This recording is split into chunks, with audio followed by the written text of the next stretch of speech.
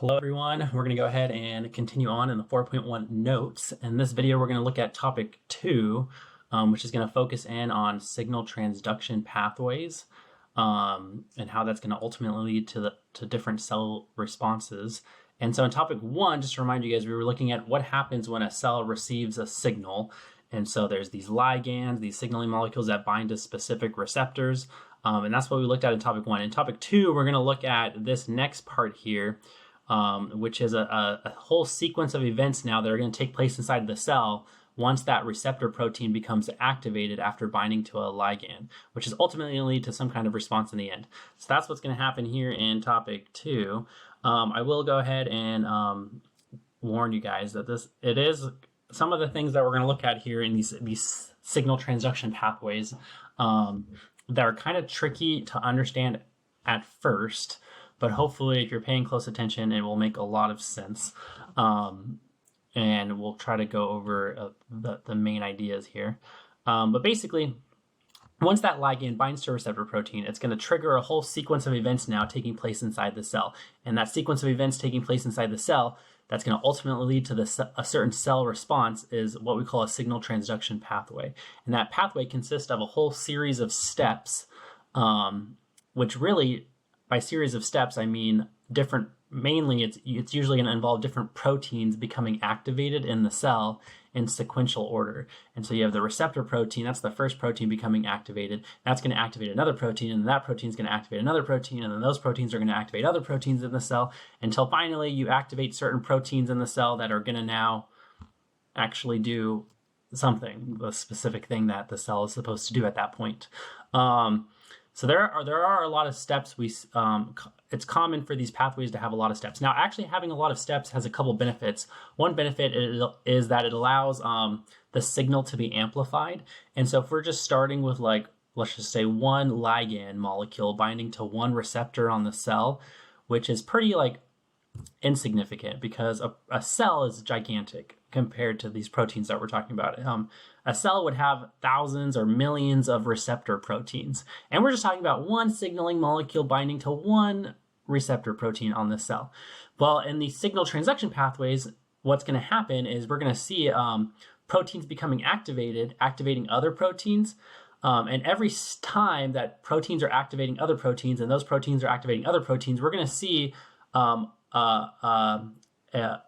exponential increase in the number of proteins becoming activated. So by the time that we get to the protein inside the cell that's being activated, that's actually doing something, causing the cell to respond, we're going to be having thousands, millions of those proteins now activated in the cell a lot of the times, starting with just one receptor protein becoming activated. And so that will hopefully make sense by the end of this video. Another thing that having multiple steps, or another reason having multiple steps is beneficial, is that it allows kind of for more intricacy in terms of the possible things that could now happen in the cell when a ligand binds to a cell. So when a ligand binds to a cell, since there's multiple steps that can take place, it's going to be a different, unique set of steps depending on the ligand involved and the receptor protein binding to that, that's binding to that ligand. That's going to then trigger a certain set of steps to now take place inside the cell. And that's going to be unique and different depending on the ligand and depending on the receptor protein that it's binding to and depending on the cell inside the organism. We'll look at, in these notes, we'll even talk about how sometimes the two different cells in your body can be responding to the same signaling molecule, the same ligand. The same ligand can bind to one type of cell in your body and also bind to another type of cell in your body, but then those two cells can have completely different responses to that same signaling molecule. And that's because there's different steps involved, which is going to lead to a huge possible number of outcomes in terms of what the response is going to be. And so that's the overall main ideas of some of the things we're going to look at. Some common components of these signal transduction pathways that we're going to dive into right now are phosphorylation cascades and secondary messengers. So a lot of times in these sequence of events taking place inside the cell, there's going to be phosphorylation cascades, which I'll show you in a moment, and secondary messengers, which I'll also show you in a moment. that are involved in these pathways. So let's start with phosphorylation cascades. This is one common thing that we see in a signal transduction pathway. And so basically, a lot of times what's going to happen in the cell is proteins are going to become phosphorylated, meaning that certain proteins, there's going to be phosphate groups that are put on certain proteins. Certain proteins are going to have phosphate groups attached to them. And when they have phosphate groups attached to them, they change shape. So anytime something binds to a protein, this is a common theme we've seen all year. When things bind to proteins, whether it's enzymes or other proteins or whatever it is, they're gonna change conformation, change shape, and sometimes they change into their active shape, where they now start doing their job, and then sometimes they change into their inactive shape, where now they're not doing their job. And phosphorylation is one common way that takes place. When a protein becomes phosphorylated, when a phosphate group gets attached to it, a lot of times it changes shape into its active conformation. So for some proteins, this is how they turn on, is there's a phosphate group that gets attached to them. And then sooner or later, that phosphate group gets detached from it, gets removed from that protein, and then the protein changes back into its inactive conformation, and then it's not doing anything. So it's kind of like the on and off switch for a protein by adding these phosphate groups. And so this is a common thing that happens in these signal transduction pathways, is you see proteins becoming phosphorylated, changing their activity. And so there's a type of protein whose job is to phosphorylate other proteins. And so the name of a protein so if you have a protein and his job is to find a specific type of protein in the cell and put a phosphate group on it, we call that a kinase protein. So a protein kinase is a type of protein whose job is to put phosphates on they put phosphate groups on other proteins. They phosphorylate other proteins. And so if I was a protein kinase, my job would be to go find a certain protein inside the cell. There's a certain type of protein that I'm looking for. And then I grab it, and then I'm going to put a phosphate group on it. Like, that's my job. And then I go find another one, and I grab it, and I put a phosphate group on it. Like, that's what a protein kinase's job is to put a phosphate on a certain type of protein. Okay. So in general, there's a lot of different proteins whose job is that. And so in general, we call them kinases. So kinases is just the general term for a protein whose job is to put phosphates on other proteins, to phosphorylate other proteins. Now, the way they do that is they take a phosphate from ATP. If you guys remember, ATP is this high energy molecule that has 3 phosphates, and that third phosphate is very removable.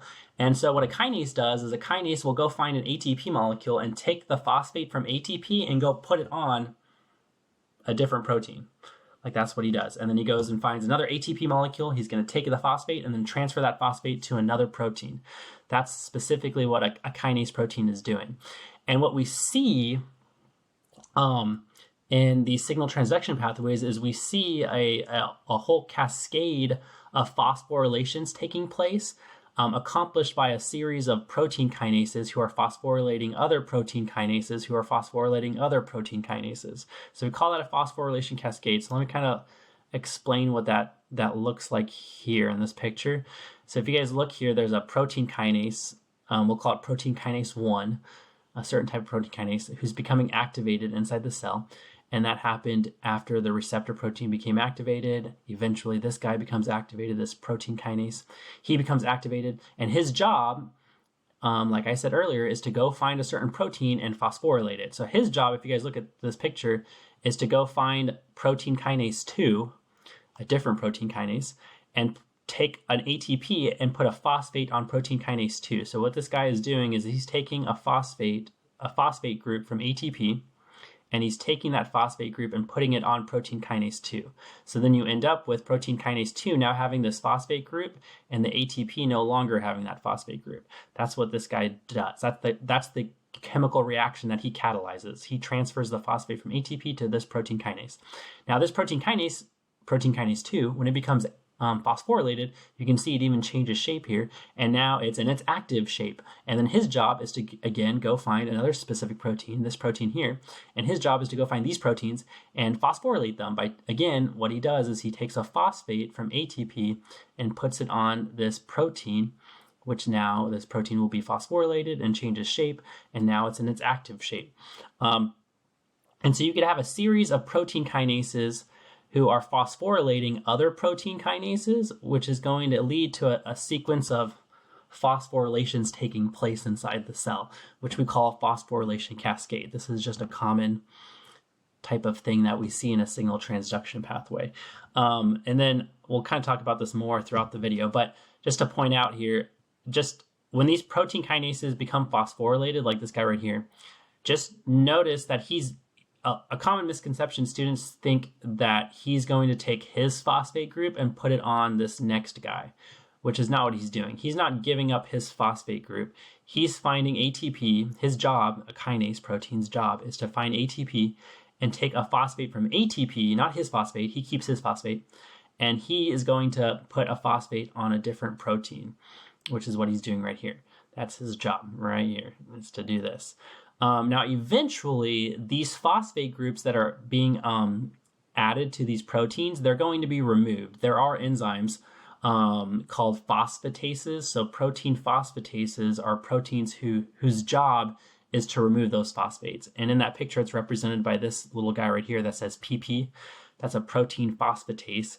And this is a protein whose job is to catalyze the reaction that removes the phosphate from this guy. So you guys can see that his job is to find this guy and take his phosphate off. And so then this phosphate is removed and he goes back to his inactive shape until another protein kinase phosphorylates him again.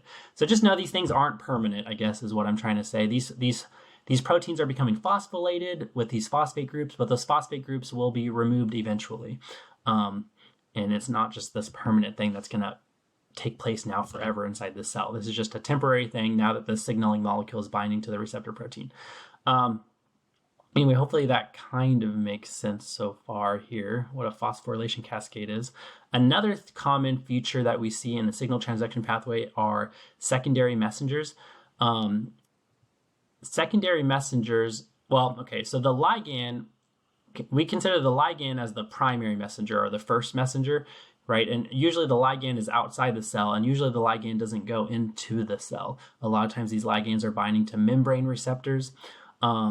But then in the sequence of events that take place after the ligand binds to that receptor, a lot of times it leads to a secondary messenger being released now inside the cell. So a secondary messenger is a small polar molecule that can quickly and easily diffuse inside the cell that gets produced on the interior side of the cell and then will diffuse throughout the whole cell and then go and usually bind to other proteins to activate them. That's what secondary messengers do. And so that's the job of a secondary messenger. It's basically to be the signaling molecule now inside the cell. And usually thousands of these get made and then they diffuse quickly throughout the cell to go turn on different proteins, which is what's happening here. Now there's two common, the most common example of a secondary messenger is a molecule called cyclic AMP. So cyclic AMP, or a lot of times for short, we call it CAMP. This is probably one of the most popular secondary messengers that we see in the signal transduction pathways. And there's a protein who makes CAMP, cyclic AMP, the secondary messenger, and his name is called adenylyl cyclase. That's the name of this enzyme whose job is to, basically what he does is he actually takes ATP and he turns it into CAMP, and then CAMP is the small molecule that can quickly diffuse throughout the whole cell, and so that's his job, is to produce the secondary messenger.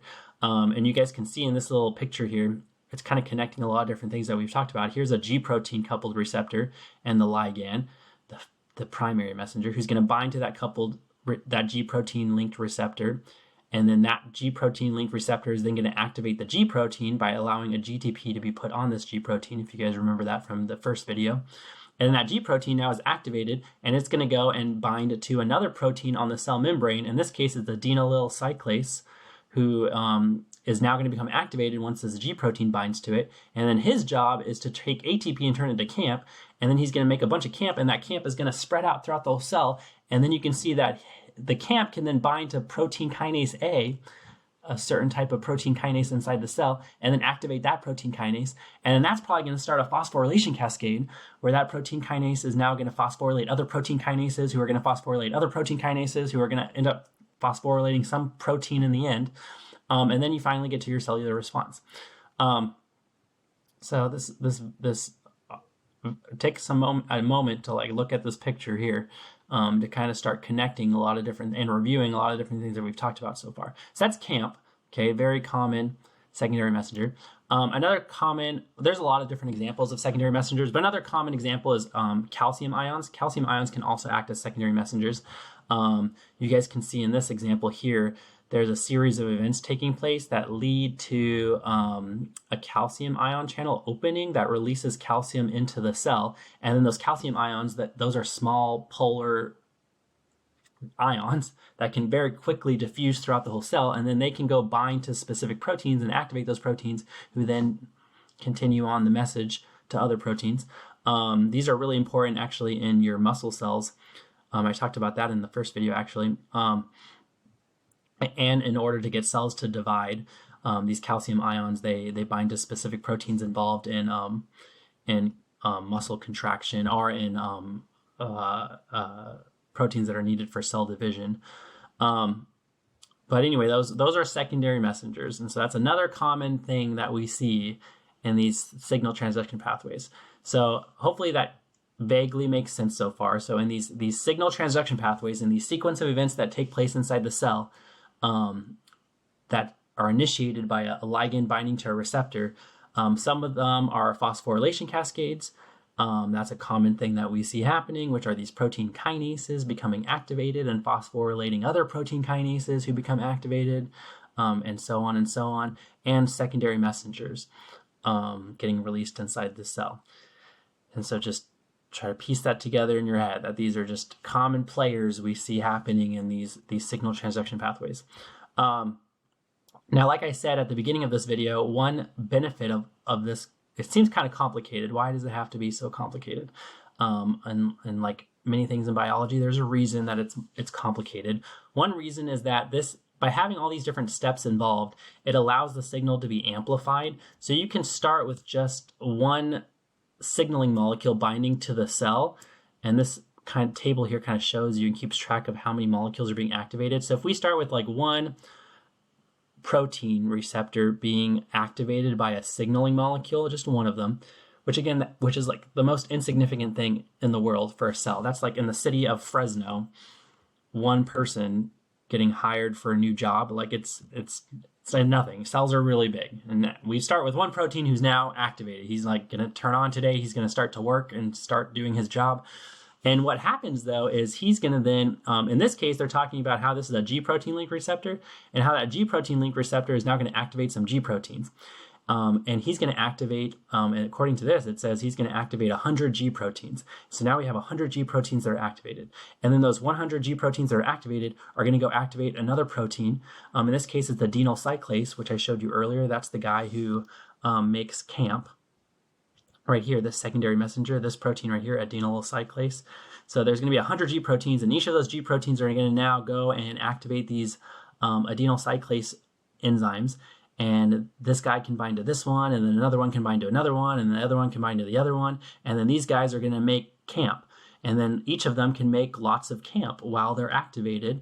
And so if you keep track of what's here, so then adenyl cyclase is going to take ATP molecules and turn it into CAMP, the secondary messenger. And now we have 1,000 CAMP molecules who are going to spread out and diffuse inside the cell. And those 1,000 CAMP molecules are then going to go bind to and activate some protein kinases. Starting with protein kinase A, they're going to bind to that protein kinase and activate it. And then that active protein kinase A, there's now, this is 10,000. There's now 10,000 of them activated. And each of those protein kinase A's, there's 10,000s of them now awake inside the cell. They're going to go phosphorylate another protein kinase. So then they go and find another kinase protein to activate, and each of them activates a handful of these other protein kinases. And now there's 100,000 of these guys activated. And then those protein kinases then go find this protein here, glycogen phosphorylase, I don't know this enzyme, and then they activate this guy, but now each of them can do that a handful of times.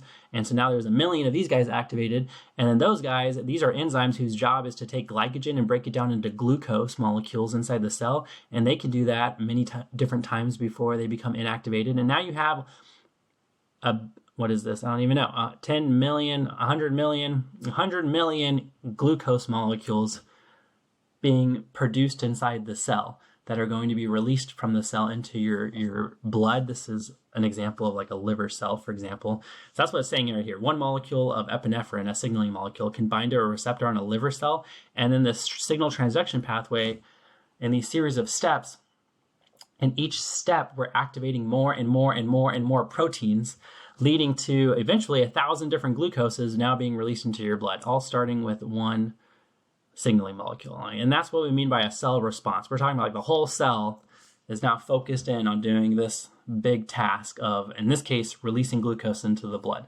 And so that's just know that that's one benefit of these signal transduction pathways, is that they hugely amplify a signal that's received by a cell to end up with a big cell response. It also allows the cell to have a specific response to a signal. And so depending on, this picture here is kind of showing you that depending on the proteins inside that are present inside the cell, so different types of cells, like this is showing you cell A, cell B, cell C, and cell D, different types of cells have different proteins that are going to be involved, that are in the cell, that are ready to be involved in a signal transduction pathway. And depending on what set of proteins you have available for your signal transduction pathways, that's going to determine what sequence of events takes place inside the cell and what response gets produced.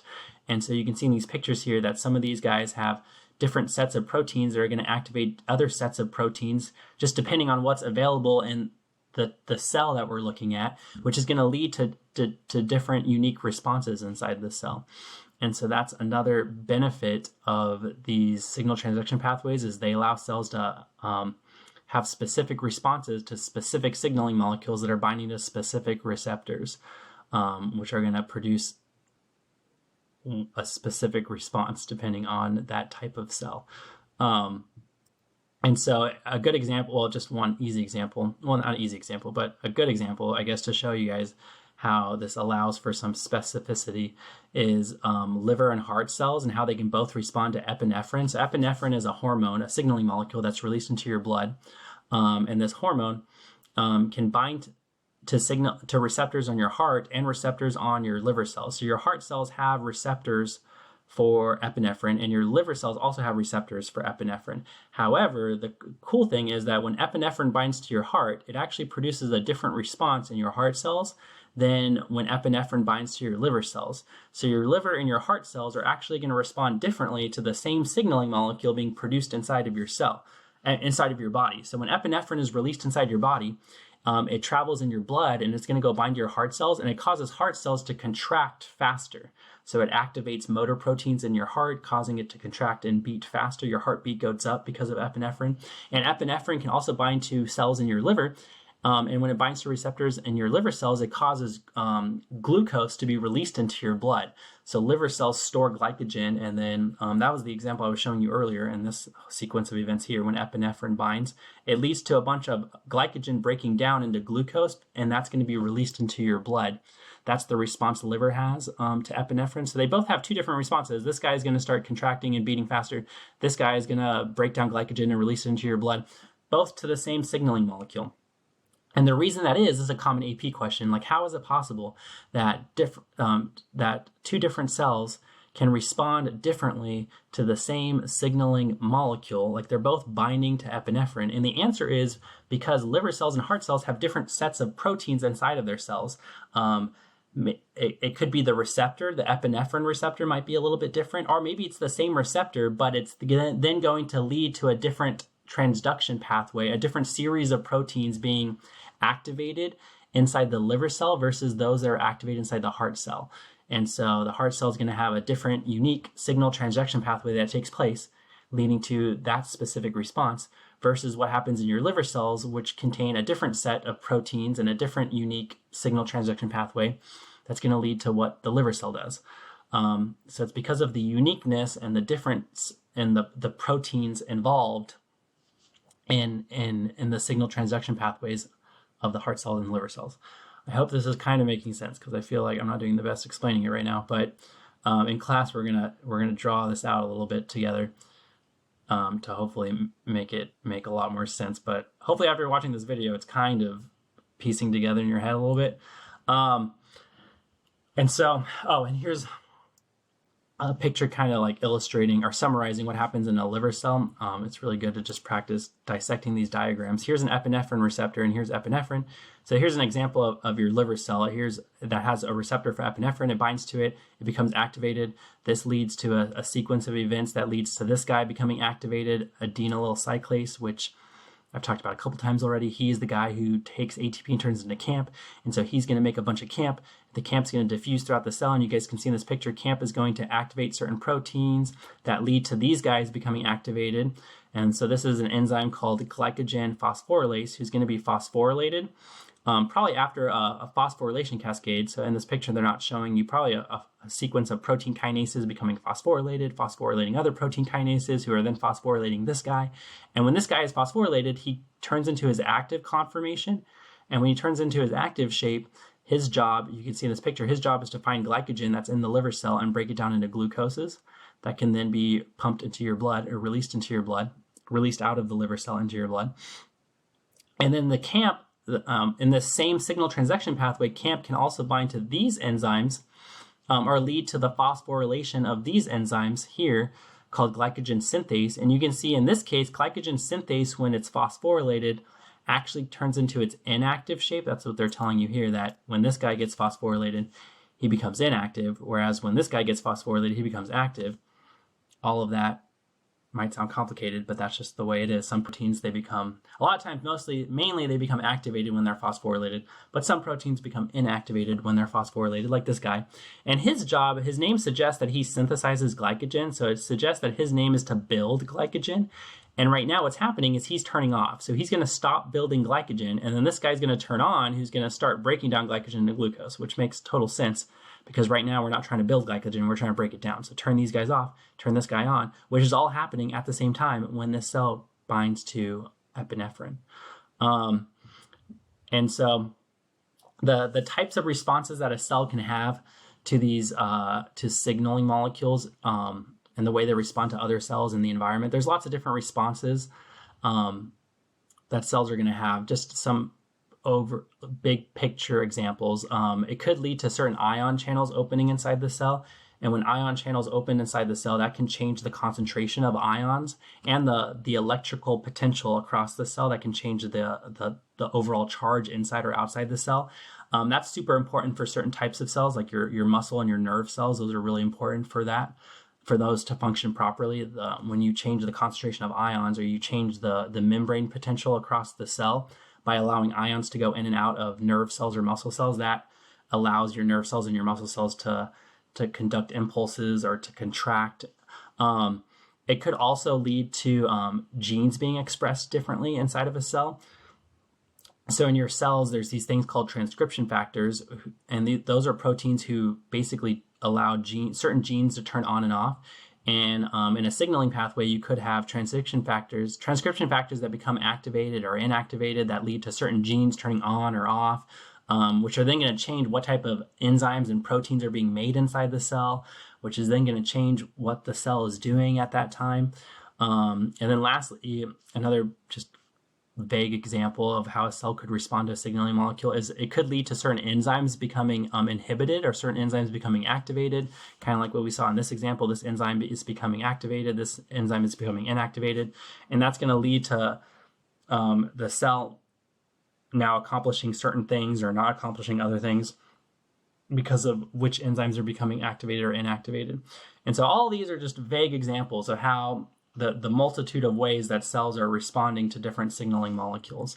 And so we talked about that already. The last thing I want to talk about in this topic 2 is how it would be really bad if something went wrong in these signal transduction pathways.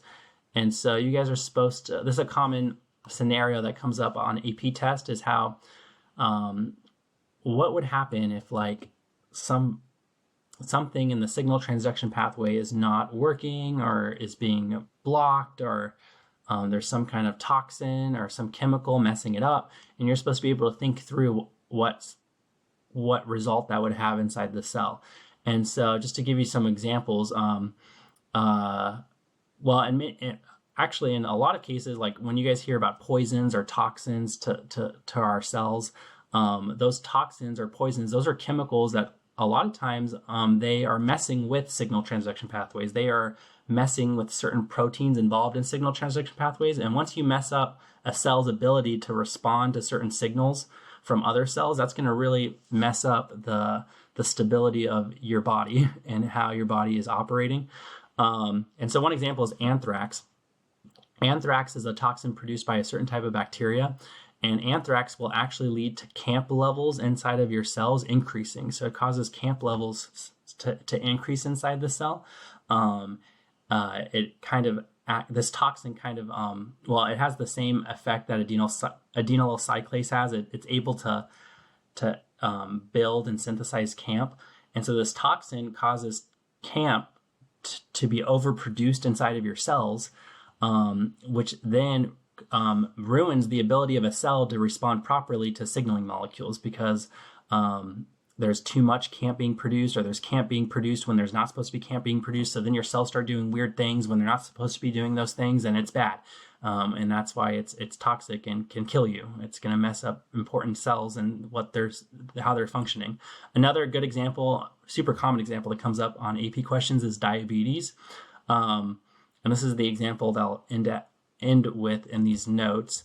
But I do want to walk you guys through this. I know this is becoming a long video, but I do need you guys to be super familiar with diabetes and how that's a great example of these signal transduction pathways being disrupted.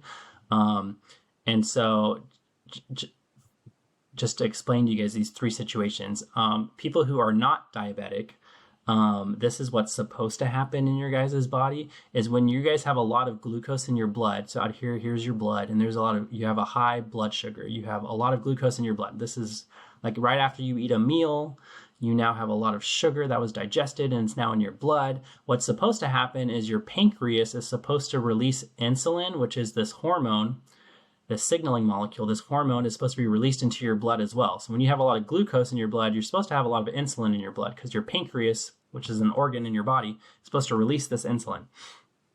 And that insulin, what it does is it binds to certain receptors on certain cells. For example, your liver cells and your muscle cells, they have receptors for insulin, and they can bind to the insulin, and then they trigger, it's actually a complicated transduction pathway, but in this picture they're not showing you everything, but there's a series of steps that takes place then after this receptor binds to insulin, and then there's a whole signal transduction pathway that takes place that ultimately leads to these GLUT4 proteins becoming activated on the cell membrane, whose job is to move and pump glucose into the cell. So it's supposed to take the glucose from your blood and move it and transport it into your cells. It's supposed to help increase the amount of glucose going into your liver cells and into your fat cells and into your muscle cells. That's what's supposed to happen. So this is how a normal or a non-diabetic person operates, is they eat food, their blood sugar goes up, insulin is released into their blood, it binds to insulin receptors on certain cells in your body, which then lead to glucose being pumped into your guys' cells. And that's going to lower the amount of glucose in your blood. So your blood sugar went up, and then your body's going to respond in a way that causes the sugar in your blood to be removed and imported into the cells, so taken out of the blood and put inside of your cells, so that your cells can then use that glucose or store it for later. And then your blood sugar goes back down to a normal level. This is what's supposed to happen. Now, people with diabetes, they have a problem with that. Something's not working the way it's supposed to. So there's two types of diabetes. There's type 1 diabetes and type 2 diabetes. And type 1 diabetes, this is when the pancreas does not make insulin as well as it should be making insulin. So there's a problem with the pancreas producing insulin. So when your blood sugar goes up, like after eating food, your pancreas does not, if you have type 1 diabetes, the pancreas is not releasing enough insulin into the blood, and that's causing these insulin receptors to not be activated when they're supposed to be, which causes these GLUT4 transporters to not become activated when they're supposed to be, which causes glucose to not be transported into the cells of your liver and your muscles and your fat when they're supposed to be. So then all of a sudden you have a bunch of sugar in your blood, and then you still have a bunch of sugar in your blood. Your blood sugar doesn't go back down, and all that sugar stays in your blood, which is not good, because we need to store that glucose for later for your cells to use. It also, when you have really high blood sugar, it messes with, especially in your brain, it messes up your brain and could lead to something really bad. I don't know. Thinking stroke, but for some reason I'm thinking I'm wrong. It's a stroke or something, a seizure or stroke, that's going to take place because of that. It's not good. So anyway, that's type 1 diabetes. So it's messing up this whole system here. Type 2 diabetes basically is the same problem, but for a different reason. And people with type 2 diabetes, they have their cells have acquired a resistance to insulin. So they make insulin just fine. So their pancreas pumps out a bunch of insulin just like a normal person that's non-diabetic. So there's a bunch of glucose in the blood. Their pancreas releases insulin into the blood. But the insulin, when it binds to the receptors don't become activated or have a hard time initiating the signal transduction pathway that's supposed to take place inside the cell. So the insulin is having a hard time binding to or activating these insulin receptors, and these insulin receptors are not correctly initiating signal transduction pathways inside the cell that are, again, leading to these GLUT4 transporters not becoming activated. So then the glucose doesn't get transported into the cells and it stays in the blood. So basically you end up with the same problem here, is these people now have really high blood sugar and it's not going back down. So that's the difference, though. So in type 1 diabetes, the problem is they're not making insulin. In type 2 diabetes, they are making insulin, but their receptors are not responding correctly to that insulin because of a problem with those receptors, or the signal transduction pathways that are supposed to be initiated from those receptors. So anyway, those are common examples of how messing up these signal transduction pathways is not good and could lead to bad effects on the human body and in living organisms. Anyway, that concludes this long video. I think that's it. So thank you guys if you're stuck through that. I'll see you in class.